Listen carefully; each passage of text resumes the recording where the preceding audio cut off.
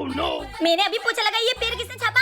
हमें नहीं पता। अच्छा तुम्हें नहीं पता तो ये पेड़ क्या भूत का है? हाँ अरे भैया क्या बोल रहे हो? फिर क्या बोलूं मैं? अरे बोलो ना कि नहीं पता। हाँ हमें नहीं पता। अच्छा ये पेड़ तुम तीनों में से ही किसी का है। अगर तुमने 2 मिनट में नहीं बताया ना तो तुम तीनों का बुरा हाल कर दूंगी।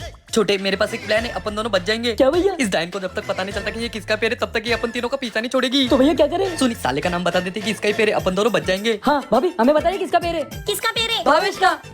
अरे दीदी मैं तो कब से बोटी में था, मुझे क्या पता किसका पेड़ है। अच्छा रुको मैं भी पता लगाती हूँ कि ये किसका पेड़ है।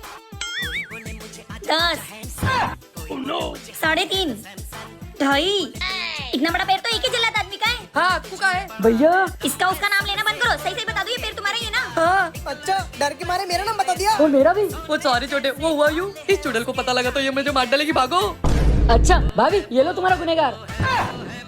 आज के बाद पोछा लगाने के बाद घर गंदा दिखा ना तो मुझसे बुरा कोई नहीं होगा। क्या आपके साथ भी ऐसा हुआ है? कमेंट करके जरूर बताना।